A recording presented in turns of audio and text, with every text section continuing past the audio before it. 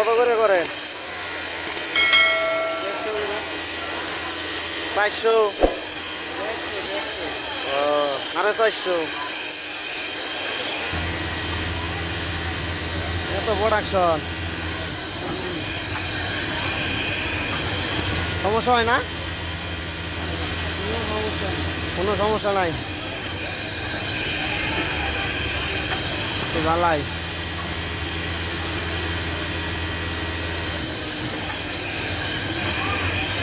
ছুটি তো 10টায় না 9টায়?